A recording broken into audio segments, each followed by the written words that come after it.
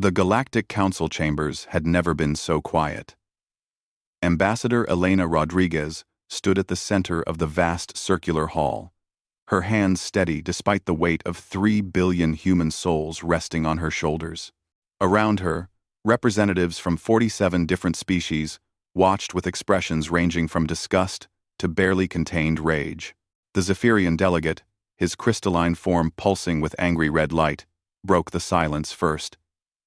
"Humans," he said, the word dripping with contempt, "your species has violated every treaty, broken every promise, and now you come before us seeking forgiveness?" Elena kept her voice calm.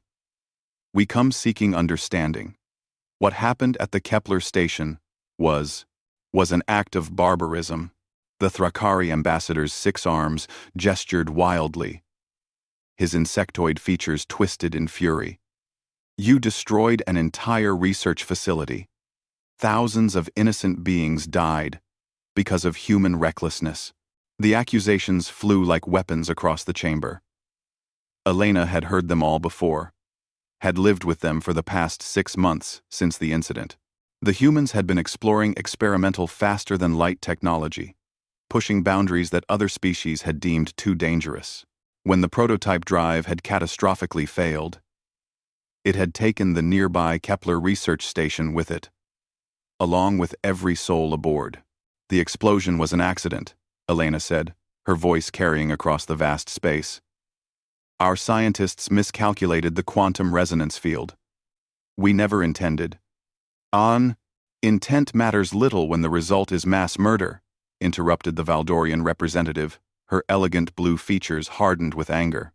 "Your species has shown time and again that you cannot be trusted with advanced technology. You are too young, too reckless, too violent." Elena felt the familiar sting of those words. Humanity had only joined the galactic community 50 years ago, making them the newest and youngest species in the Council. Every mistake they made was magnified, every success questioned. They were the children at the adults' table, barely tolerated and constantly reminded of their place. The Council had debated humanity's fate for months. Some called for their complete expulsion from galactic society. Others demanded severe restrictions on human space travel and technology access. The more moderate voices suggested a probationary period with heavy oversight. But the consensus was clear. Humanity could not be trusted. High Arbiter Velnoth, an ancient being whose species had founded the Council millennia ago, raised one of his 4 hands for silence. His voice carried the weight of eons when he spoke. "Humanity stands accused of negligent destruction of galactic property and the deaths of 8,742 sentient beings. The evidence is clear, the damage undeniable. However, this council has always prided itself on justice tempered with mercy." Elena's heart hammered in her chest. This was it, the moment that would decide humanity's future among the stars. "The Council recognizes that the incident at Kepler Station was not intentional," Velnoth continued. "Therefore, we offer humanity one chance, one opportunity for redemption. You will be placed under strict technological limitations. Your expansion into space will be monitored and restricted. Your research will be supervised by Council-appointed overseers. In exchange, you may remain part of the galactic community." The chamber erupted in protest from several species, but Velnoth's gesture silenced them again. "This is not a negotiation," the High Arbiter stated firmly. "This is mercy. Humanity will accept these terms, or they will be permanently exiled from Council space. You have one standard galactic day to decide."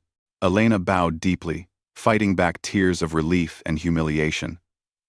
"We accept your terms, High Arbiter. Humanity will prove worthy of your forgiveness." As she left the chamber, Elena could feel the weight of countless eyes upon her. Some showed pity, others satisfaction at humanity's humbling, but she also caught glimpses of something else in a few faces: curiosity about what these strange, reckless humans might accomplish even under such restrictions. The journey back to Earth took 3 weeks, and Elena spent every moment of it preparing for the most difficult conversation of her life. How do you tell an entire species that their dreams of exploring the galaxy have been clipped? How do you explain that they would be children forever in the eyes of their galactic neighbors? When she finally stood before the United Earth Assembly, Elena chose her words carefully. She spoke of the Council's mercy, of the opportunity to remain among the stars, of the chance to prove humanity's worth. She did not speak of the humiliation, the restrictions, or the fact that they would be treated as second-class citizens for the foreseeable future. The Assembly voted unanimously to accept the Council's terms. They had no choice. The first Galactic Oversight Committee arrived on Earth 6 months later, led by a stern Nexari official named Commander Thexnal. The Nexari were known throughout the galaxy for their rigid adherence to rules and protocols, making them perfect for the role of humanity's watchdogs. Thexnal wasted no time establishing the new order. Human research facilities were fitted with monitoring devices. Space travel was restricted to predetermined routes with Council escorts. Any technological development had to be approved through a lengthy bureaucratic process that could take years. Dr. Sarah Chen, Earth's leading physicist and the woman responsible for the failed FTL drive, found herself under particularly intense scrutiny. Her laboratory was staffed with more oversight personnel than actual researchers, and every experiment had to be pre-approved by a committee of alien scientists. "It's like being in a scientific prison," she confided to Elena during one of their rare private meetings. "They're not letting us think, let alone innovate.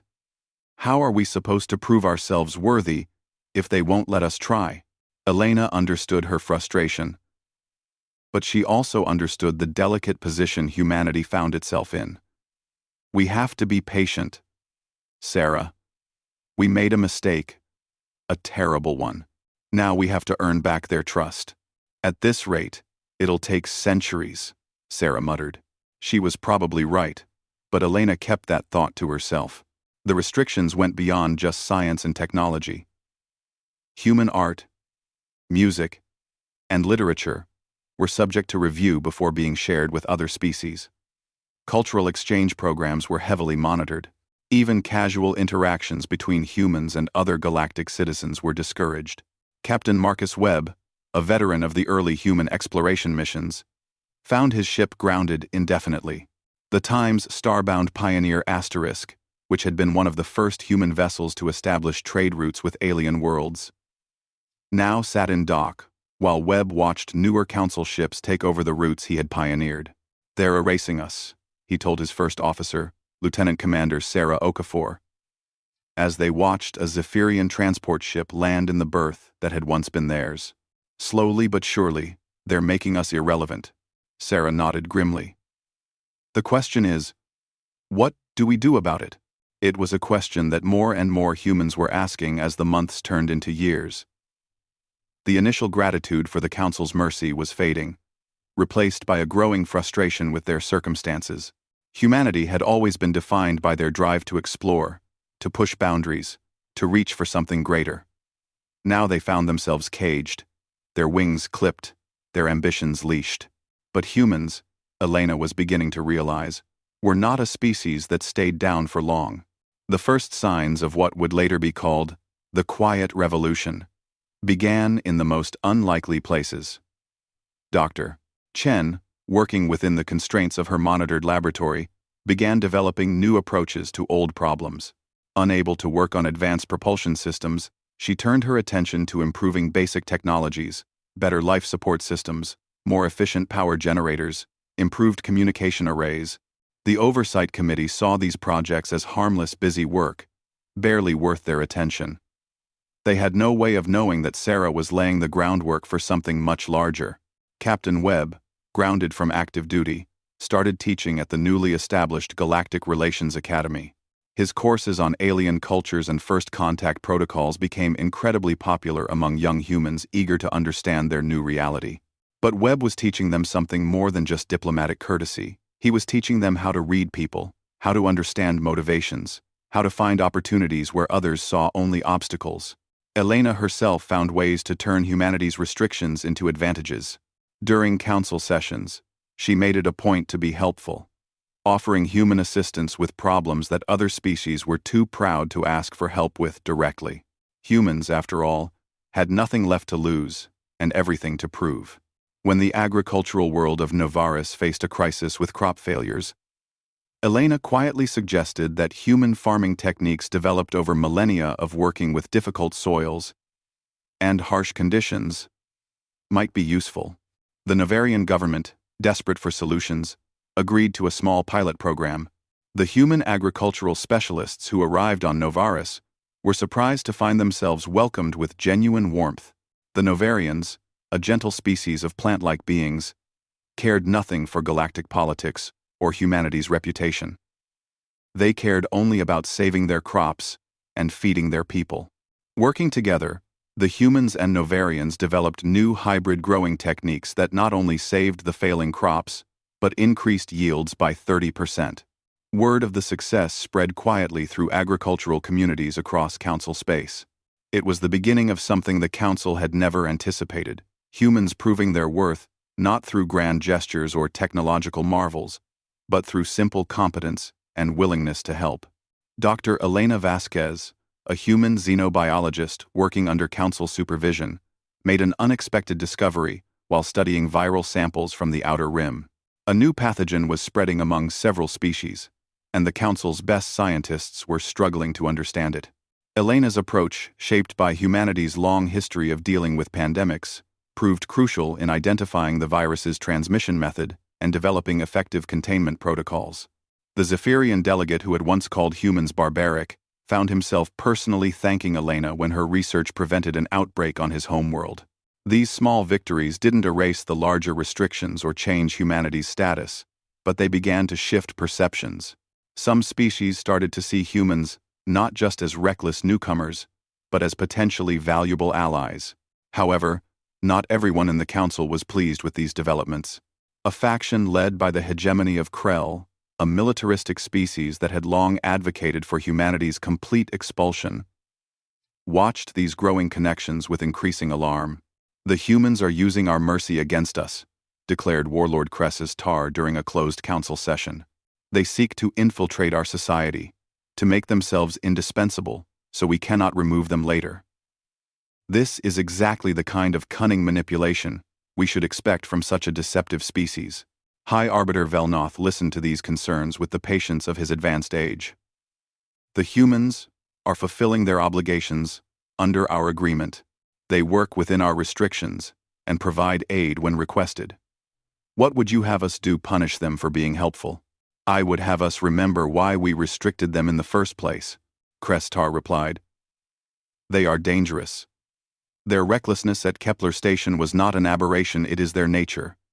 Give them time, and they will bring disaster upon us all." But Velnoth had been watching humanity with growing interest. In his millennia of life, he had seen many species join the Council. Most followed predictable patterns. They either adapted quickly to galactic norms or struggled and eventually fell back into isolation. Humanity was doing something different. They were adapting while somehow remaining distinctly human. It reminded him of something he had almost forgotten: the fire that had once driven his own people to reach for the stars. 3 years after the Council's decree, humanity had settled into their new reality with a determination that surprised even their harshest critics. The restrictions remained. But within those boundaries, humans had carved out a space that was uniquely their own. Dr. Sarah Chen stood in her laboratory, watching as her latest creation powered up for the first time. The quantum resonance stabilizer looked nothing like the failed FTL drive that had caused so much destruction. But to those who understood the underlying principles, it represented something revolutionary. "The Oversight Committee has approved the design," her assistant, Dr. Kim Reyes, reported with barely contained excitement. They classified it as improved safety equipment and signed off without a second look. Sarah allowed herself a small smile. The Council's monitoring had indeed been thorough, but they had made one crucial mistake. They assumed humans would continue thinking the same way they always had. Instead, humanity had learned to think differently. The quantum stabilizer wasn't a weapon or a drive system.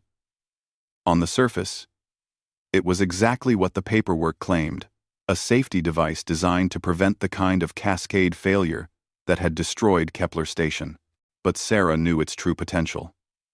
In the hands of someone who understood quantum mechanics as deeply as she did, it could be modified for purposes the Council hadn't even imagined. "How long before we can begin field testing?" she asked. "Captain Webb has been waiting for this day," Kim replied. "The Times Starbound Pioneer Times has been retrofitted with the new safety systems. Officially, it's just a routine upgrade to meet Council safety standards. Unofficially, unofficially, we're about to find out if 3 years of careful preparation has been worth it." Sarah finished. Across the solar system, Captain Marcus Webb was having a similar conversation with his crew. The Times Starbound Pioneer Times had been grounded for so long that some of the younger crew members had never actually seen it in space. But Webb had used those years wisely, training them on every system, preparing them for the day when humanity would once again reach for the stars. "The mission parameters are simple," he explained to the assembled crew. "We're escorting a supply convoy to the Outer Rim colonies completely within our approved flight path. The Council observers will be aboard to monitor our compliance with all safety protocols." Lieutenant Commander Sarah Okafor raised her hand. "Captain, what about the modifications Dr. Chen's team installed?" Webb's expression remained neutral, but there was a glint in his eyes. "As far as our observers are concerned, those are standard safety upgrades required by Council Regulation 7749B. Nothing more." The crew understood. They had been waiting for this moment as long as their captain had. Meanwhile, Ambassador Elena Rodriguez was engaged in a very different kind of preparation.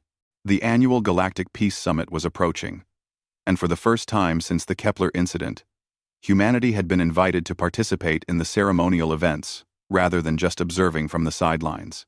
"It's a test," she explained to President Chen during their private briefing.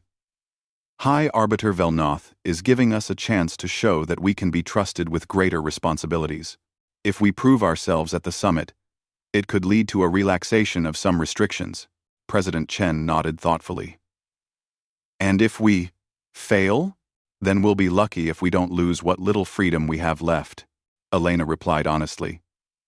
"Warlord Krestar has been pushing for even harsher measures. He's convinced that we're planning something." She wasn't wrong. Humanity was planning something, but it wasn't what the Krell warlord suspected. They weren't plotting rebellion or seeking to circumvent Council authority. Instead, they were preparing to do something far more dangerous to the established order they were preparing to be themselves. The first hint of what was coming occurred during a routine trade mission to the mining world of Zerion Prime. The human merchant vessel Times Prosperity Asterisk, carrying a cargo of Earth-manufactured goods, encountered a distress signal from a Valdorian explorer ship that had suffered critical system failures while surveying an asteroid field. Under normal circumstances, protocol demanded that the humans contact the nearest Council rescue station and wait for authorized assistance. The Valdorian ship would have to manage on emergency power for perhaps 6 to 8 hours while proper rescue vessels made their way to the remote location. Captain Lisa Park, commanding the Times Prosperity Asterisk, made a different choice. "This is Times Prosperity Times responding to distress call," she transmitted to the Valdorian vessel. "We're altering course to assist. Stand by for docking procedures." Her first officer, Commander David Liu, looked uncertain. "Captain, the Council wants us to follow protocols," Park interrupted. "But they also expect us to preserve life and render aid to vessels in distress. Sometimes, those directives conflict. I'm choosing to save lives first and deal with the paperwork later." The rescue itself was a testament to human adaptability. The Times Prosperity Times wasn't equipped with specialized rescue gear. But her crew had something more valuable: the ability to improvise under pressure. Using cargo containers as makeshift airlocks and repurposing industrial equipment as life support systems, They managed to evacuate all 47 crew members from the failing Valdorian ship before it suffered complete power loss. The aftermath of the rescue created ripples throughout the Council. Technically, Captain Park had violated several protocols by acting without authorization, but she had also saved nearly 50 lives in the process. The Valdorian government formally requested that she be commended rather than punished. High Arbiter Velnoth found himself in the unusual position of having to decide how to discipline someone for unauthorized heroism. The human captain acted outside proper channels, Warlord Krestar argued during the emergency council session. This is exactly the kind of reckless behavior that led to the Kepler disaster. They ignore our laws whenever it suits them. She saved lives, countered the Valdorian representative. 47 of our citizens are alive, because this human chose to act, rather than wait for permission to help. Elena Rodriguez watched the debate with careful attention. This was a crucial moment, not just for Captain Park, but for humanity's entire future relationship with the Council. Velnoth finally spoke after nearly an hour of argument. Captain Park will receive a formal reprimand for failure to follow established protocols. She will also receive the Council's Medal of Humanitarian Service for her actions in preserving life. Sometimes, the spirit of our laws matters more than the letter. The decision sent a clear message throughout Council space. Humans who acted with honor and courage would be recognized, even if they bent the rules in the process. Word of the rescue and its aftermath spread quickly through human communities across the galaxy. For the first time in years, humans felt something they had almost forgotten: pride in being human. Dr. Chen watched the news coverage from her laboratory, feeling a familiar stirring of ambition that she had suppressed for too long. Kim, she called to her assistant, I think it's time to move to the next phase. The quantum stabilizer project? No, Sarah replied, turning to face her with determination blazing in her eyes. Something bigger. It's time to show them what humans can really accomplish when we put our minds to it. The Galactic Peace Summit was held on Harmony Station, a massive space platform positioned at the gravitational balance point between 3 different star systems. Representatives from every council species gathered for 2 weeks of ceremonies, negotiations, and cultural exchanges designed to strengthen the bonds that held galactic civilization together. Ambassador Rodriguez arrived with a human delegation that was notably different from previous years. Instead of the somber, apologetic tone that had marked human participation since Kepler, this group carried themselves with quiet confidence. They wore their diplomatic uniforms with pride and spoke of humanity's contributions rather than its mistakes. The change didn't go unnoticed. The humans seemed different, observed the Nexari delegate during an informal gathering. Less diminished. Commander Thexnal, the Nexari oversight official who had spent years monitoring humanity, nodded slowly. They have been compliant with all restrictions, but they have also been resourceful. Their scientists work within our limits, but find ways to accomplish remarkable things. Their traders follow all regulations, but somehow manage to be more successful than species with fewer restrictions. Is that concerning? Asked the delegate. I'm not certain, Thexnal admitted. They're not breaking any rules, but they're definitely not the same species we restricted 3 years ago. High Arbiter Velnoth was having similar thoughts as he watched Elena Rodriguez deliver humanity's formal address to the Assembly. She spoke eloquently about the bonds of cooperation that connected all galactic species, about the shared responsibility to protect and nurture the peaceful coexistence they had all built together. But there was something more in her words. A confidence that suggested humanity no longer saw itself as a junior member of the galactic community seeking acceptance, but as an equal partner with something valuable to contribute. The real demonstration came on the summit's 4th day, when an unexpected crisis threatened to turn the peaceful gathering into a diplomatic disaster. The hegemony of Krell had been using the summit as an opportunity to pressure several smaller species into disadvantageous trade agreements. Their tactics weren't technically illegal, but they were aggressive enough to create serious tension. When the ambassador from Kepler-7, the same species that had suffered most in the station disaster, found himself being cornered by Krell negotiators, the situation became explosive. "You will sign this agreement," Warlord Krestar informed the Kepler delegate bluntly, "or you will find your shipping lanes becoming very dangerous in the months ahead." The threat was clear, but worded carefully enough to avoid direct violation of Council peace laws. The Kepler delegate, Ambassador Quitel, found himself in an impossible position. His people needed the trade routes the Krell controlled, but the offered terms would essentially make them economic slaves. It was Elena Rodriguez who stepped into the tense confrontation. "Warlord Krestar," she said calmly, approaching the group with several other human delegates. "I couldn't help but overhear your trade discussion with Ambassador Quitel. Perhaps humanity could offer an alternative solution." The Krell warlord's expression hardened. "This is not human business, Rodriguez. Your people lack the resources to compete with hegemony trade offers." "Perhaps," Elena agreed pleasantly. "But we have something else understanding of what it means to be pressured by more powerful neighbors." She turned to Ambassador Quitel. "Your people need access to the Galactic Trade Network, but you want to maintain your independence.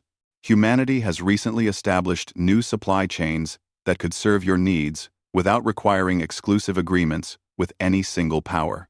Over the next hour, Elena outlined a proposal that was audacious in its scope. Humanity would serve as intermediaries, using their growing network of contacts and relationships to create trade opportunities for smaller species that didn't want to submit to Krell dominance. The humans wouldn't seek exclusive deals or demand territorial concessions, they would simply provide services and take fair compensation. "It's a protection racket disguised as altruism," Krestar sneered when Elena finished her presentation.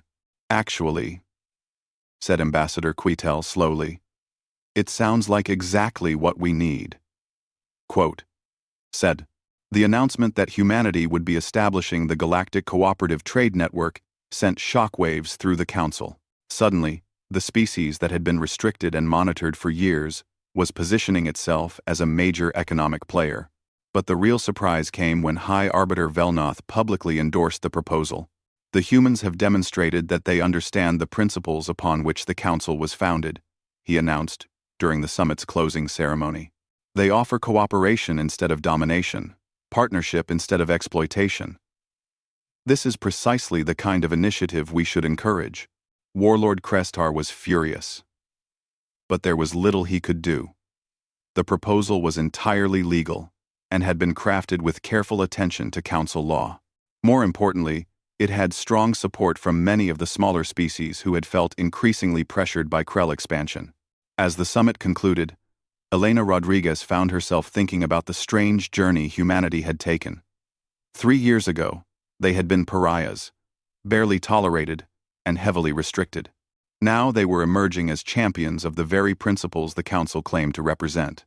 But she also knew this was just the beginning. The real test would come when humanity finally revealed what they had been building during their years of apparent compliance. That test was coming sooner than anyone expected. The crisis that would define humanity's true place in the galaxy began with a whisper from the void beyond Council space.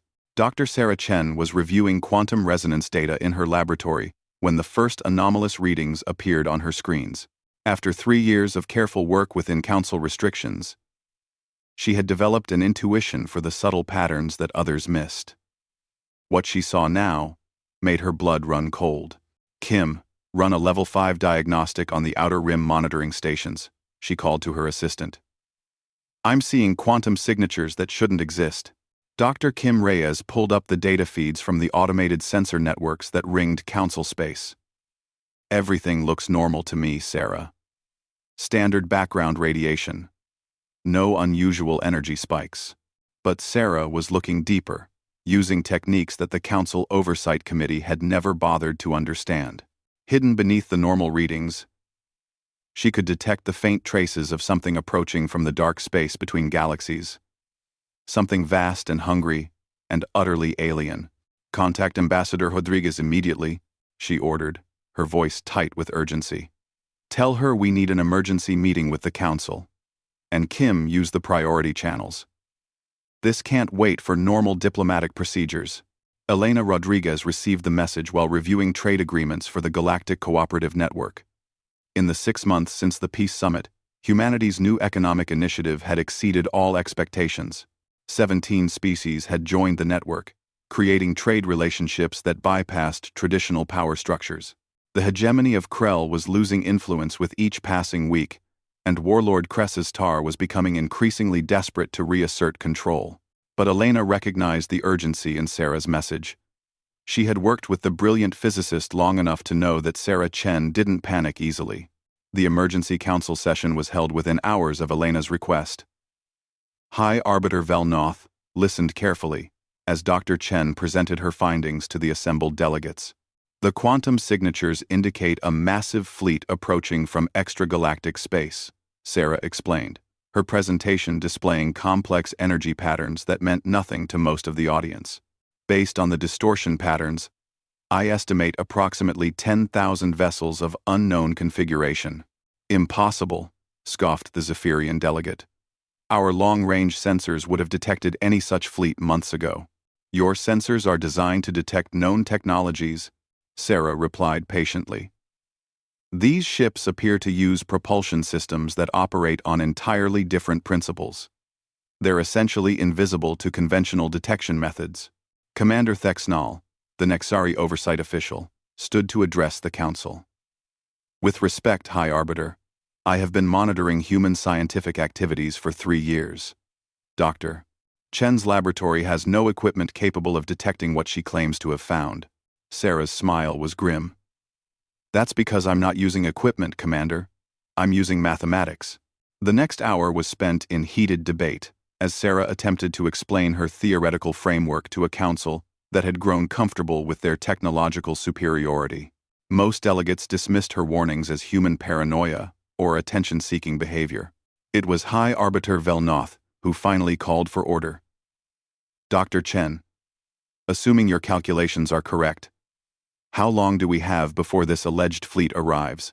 3 weeks, possibly 4. Sarah replied. They're decelerating now, which suggests they intend to stop, rather than simply pass through our space. And what do you believe their intentions to be? Sarah hesitated for a moment before answering.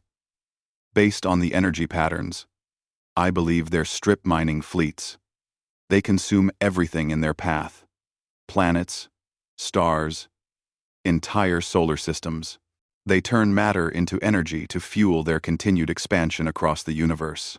The chamber erupted in voices raised in disbelief and anger. Several delegates accused humanity of manufacturing a crisis to escape their restrictions. Others suggested it was an elaborate hoax designed to position humans as saviors. Warlord Crestar was particularly vocal.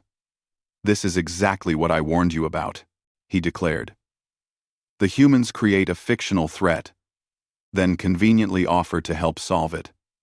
Next, they'll claim their restricted technologies are necessary to save us all. But Velnoth was studying the mathematical models Sarah had presented. As one of the oldest beings in the galaxy, he had seen the rise and fall of countless civilizations. Something about the humans' warning resonated with ancient memories of species that had simply vanished without explanation. Dr. Chen, he said quietly, what do you recommend we do? Prepare for war. She replied without hesitation. This isn't a diplomatic situation or a trade dispute. This is an extinction-level threat to every living being in the galaxy. The Council voted to place the military on high alert while continuing to debate the validity of humanity's warning. Most species remained skeptical, but a few began their own investigations into the disturbing possibility that Dr. Chen might be right. Captain Marcus Webb received new orders within hours of the Council session. The Times, Starbound Pioneer Times, was to lead a reconnaissance mission to the edge of Council space, officially to investigate unusual sensor readings reported by human scientists. The mission was classified as routine patrol duty, but Webb knew better. Sarah's quantum stabilizers are going to get their first real test, he confided to Lieutenant Commander Sarah Okafor as they prepared for departure. If her calculations are right, we're about to encounter technology that makes our best ships look like primitive rockets. And if she's wrong? Okafor asked. Then we'll have embarrassed humanity in front of the entire galaxy, Webb replied. But I've known Sarah Chen for 15 years. She doesn't make mistakes about quantum mechanics. The Times Pioneer Times departed Earth with a full human crew and 2 council observers, a Nexari technical specialist, and a Valdorian diplomat. Both aliens viewed the mission as a routine assignment, unaware that they were about to witness the unveiling of 3 years of careful human preparation. As they approached the outer rim of council space, the ship's sensors began detecting anomalies that matched Dr. Chen's predictions. Faint energy signatures that seemed to bend space itself.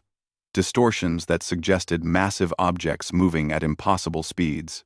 "Captain," reported the sensor operator, "I'm reading gravitational waves consistent with a large fleet dropping out of faster-than-light travel." Webb exchanged glances with Okafor. "Distance and bearing?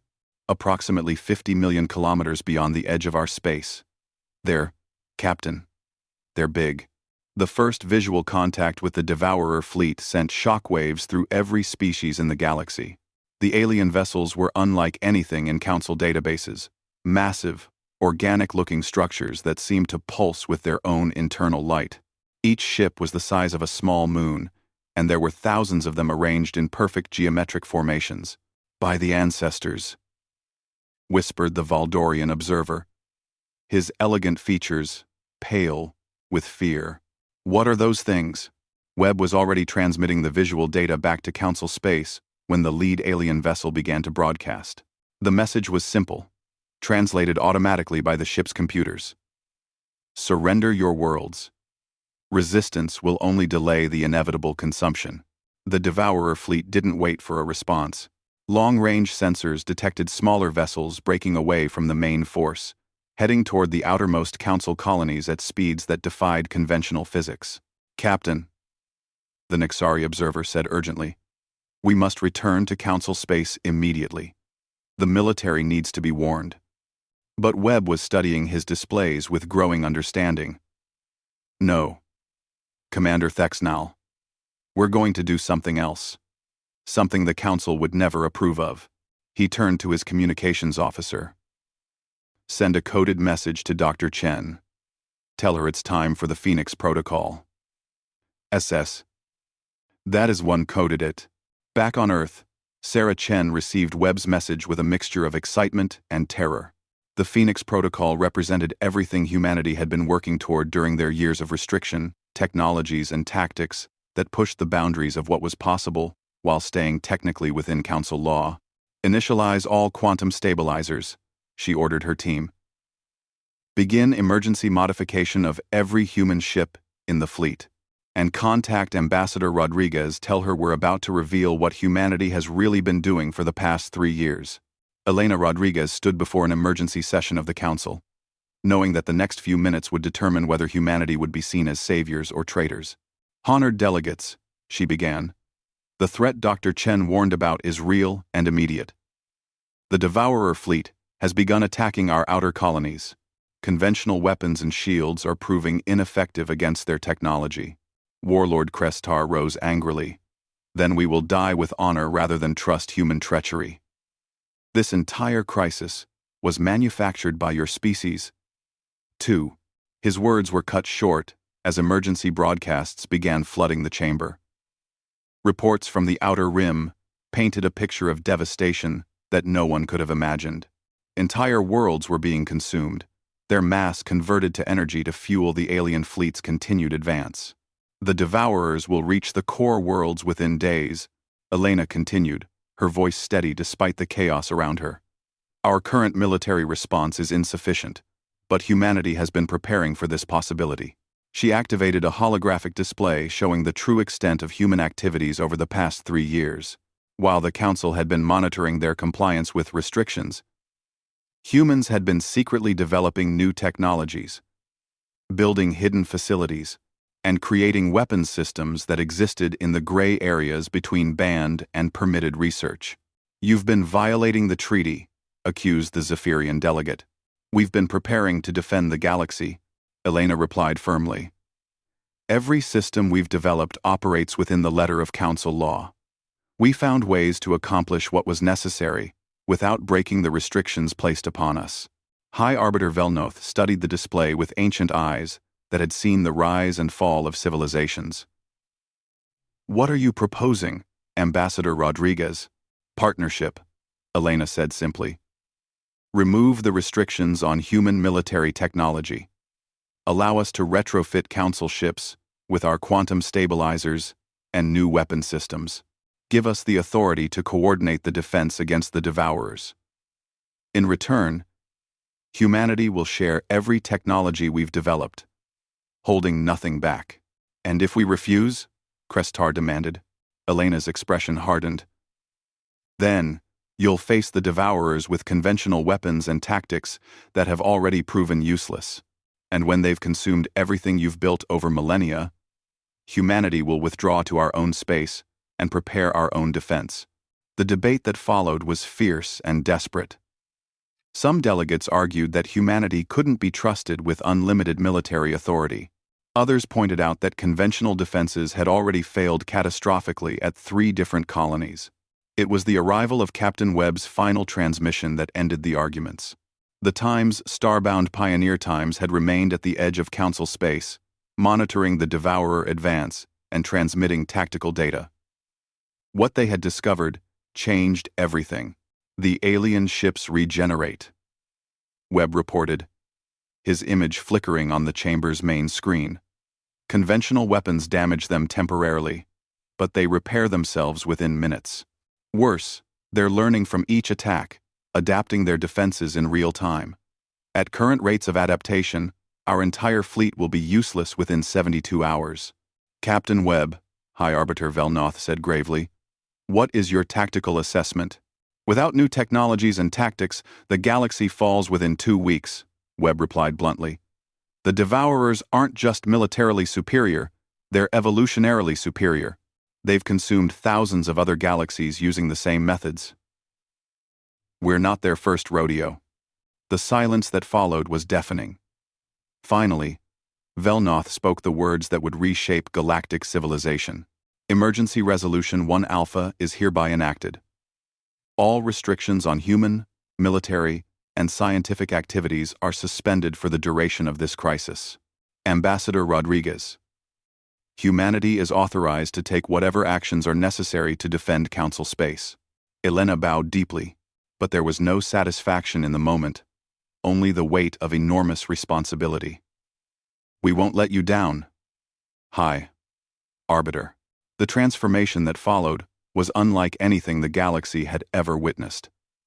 Within hours, human ships that had been disguised as simple cargo vessels revealed their true nature as advanced weapons platforms. The quantum stabilizers that the Council had dismissed as safety equipment were rapidly reconfigured into defensive systems that could adapt to enemy tactics in real time. Dr. Sarah Chen found herself at the center of the largest technological mobilization in galactic history. Her laboratory became the coordination hub for retrofitting the entire Council fleet with human innovations. The quantum stabilizers can create localized distortions in space-time, she explained to a mixed team of human and alien engineers. When properly calibrated, they can disrupt the Devourer's regeneration process and prevent them from adapting to our weapons.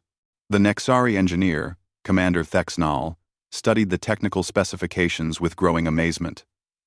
"Dr. Chen, these modifications, they're using principles that our scientists dismissed as theoretical impossibilities." Sarah smiled grimly. "Humans have a saying. Impossible just means nobody's figured out how yet. We've spent 3 years figuring out how." End quote. Always number 7200 CP now. They were. The first test of humanity's new role came when a Devourer scout force attacked the manufacturing world of Industrial Prime. Instead of the conventional fleet response that had failed so spectacularly at the outer colonies, the defense was coordinated by Captain Webb and the newly modified Times starbound Pioneer **. "All ships, maintain formation Beta 7, Webb commanded, as the combined human-alien fleet engaged the enemy. "Remember, these aren't ships in any sense we understand. They're living weapons.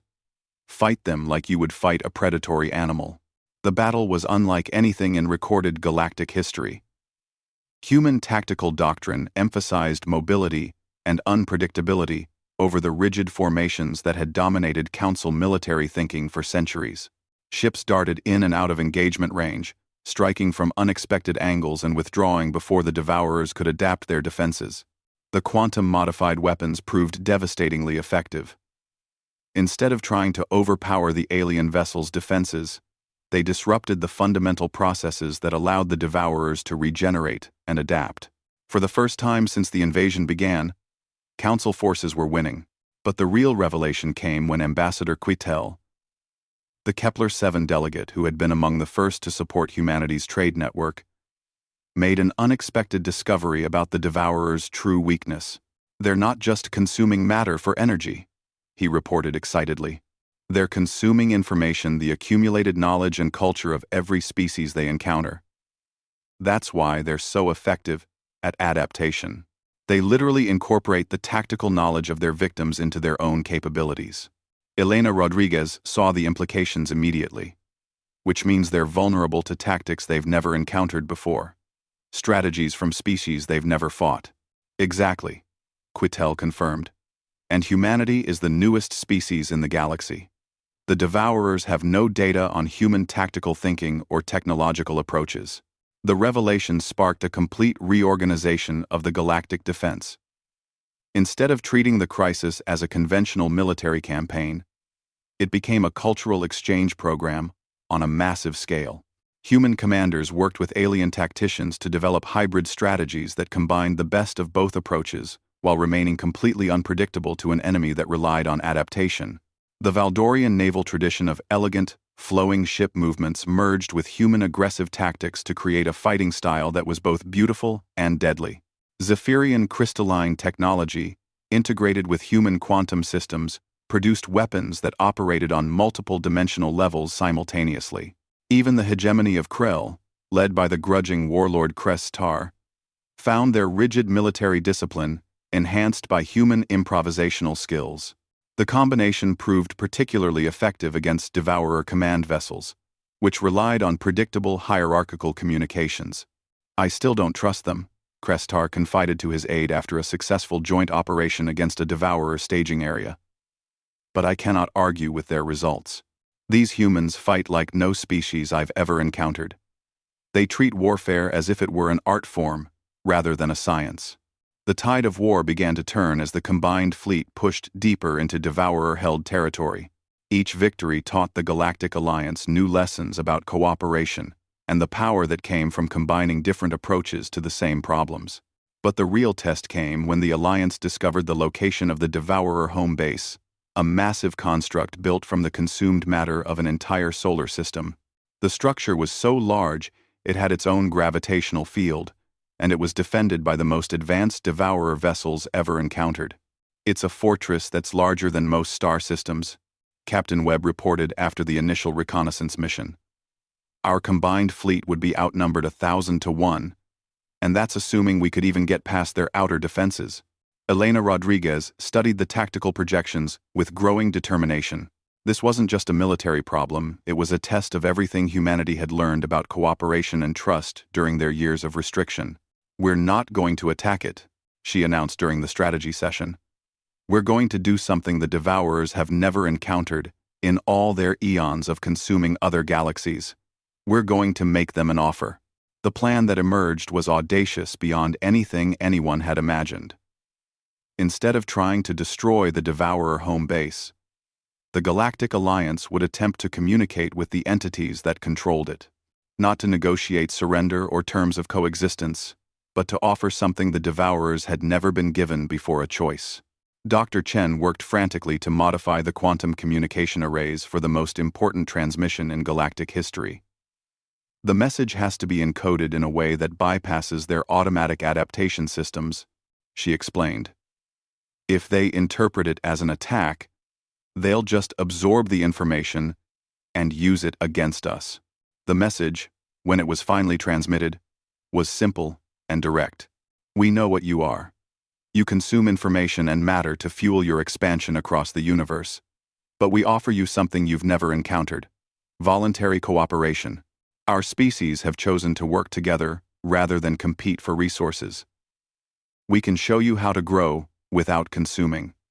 The choice is yours. The response came faster than anyone expected. The massive Devourer construct powered down its weapons and opened communication channels.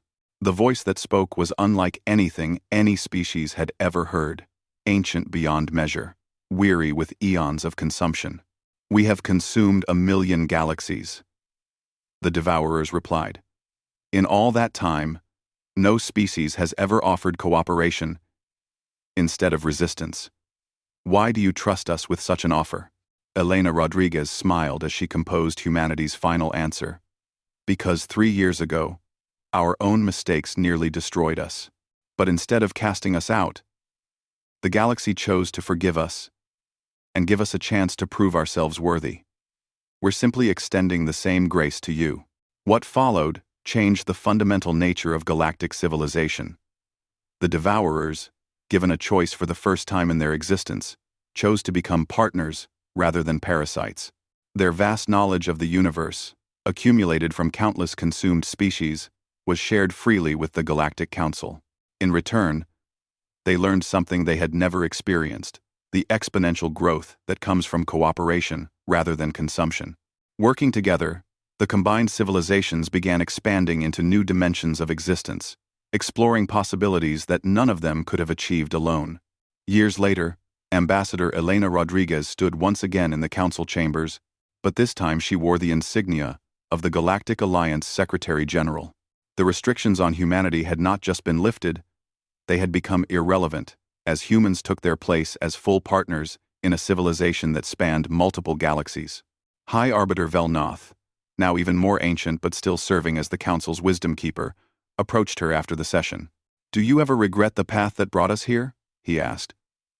The suffering at Kepler Station, the years of restriction, the near destruction we all faced? Elena considered the question carefully. I think about those we lost, and I honor their sacrifice. But I can't regret the journey. Everything we endured taught us who we really are and what we're capable of when we work together.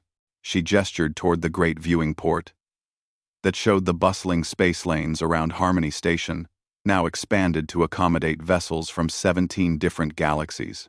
The Council forgave humanity once, and look what it led to. And what of humanity's future?